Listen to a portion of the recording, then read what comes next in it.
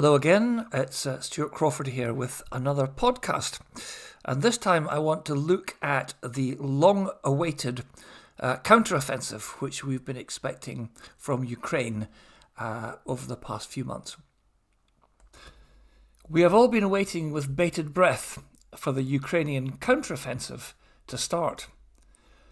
What was hailed as the spring offensive has now morphed into the summer offensive, and yet there is still no firm sign when it's about to begin. Sure, there have been indications that preparations are underway. Long-range strikes into Russian forces' rear areas, some with the UK-supplied Storm Shadow air-launched cruise missile, may indicate that some shaping of the battlefield is underway. The Ukrainian drone attacks on Moscow, on the other hand, are probably just retaliation for Russia's drone blitz on Kiev, and not to do with any forthcoming major ground offensive. We're basically witnessing a tit-for-tat drone war. However, the Muscovites will now know that they're not quite so far away from the battlefield as they might once have thought. We're constantly being told that the Ukrainian offensive will happen soon, but not where the blows or blow might fall. Surprise and secrecy are a crucial part of any country's military strategy, and it's unlikely that President Zelensky or the Ukrainian armed forces will broadcast their intentions in advance. So we just don't know. The one most favoured by military commentators, and perhaps the most obvious option, is for the Ukrainians to drive south from the area around Zaporizhzhia towards Melitopol, and then beyond to the northern shores of the Sea of Azov.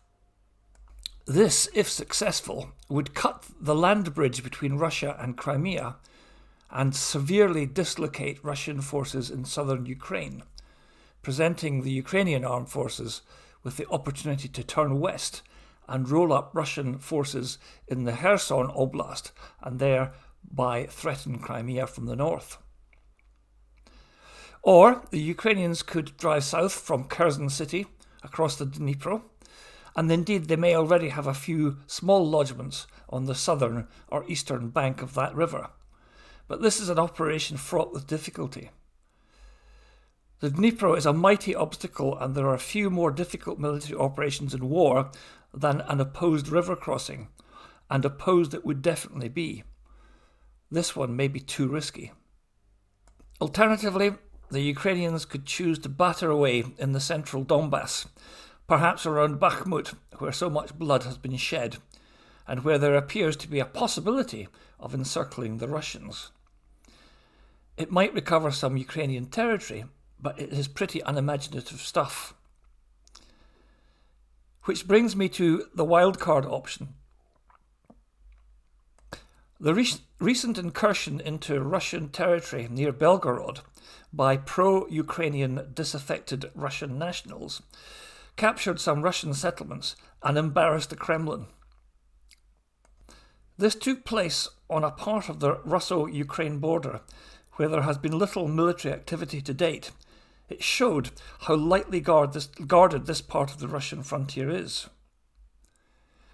What if the Ukrainians exploited this weakness and delivered a wide left hook which struck into Russian territory in the Belgorod region and then turned south? It would outflank the Russian Maginot Line of fortifications along the contested demarcation zone and catch them in the flank, as the Germans did with the Allies via the Ardennes in 1940 during the Second World War. The big question here is whether the Ukrainian armed forces have the wherewithal to carry it out. Intellectually, they probably have. Materially, I'm not so sure. But if they can manage it, then perhaps we'll be looking at a Ukrainian strategic victory before the year is out. And then what for Putin?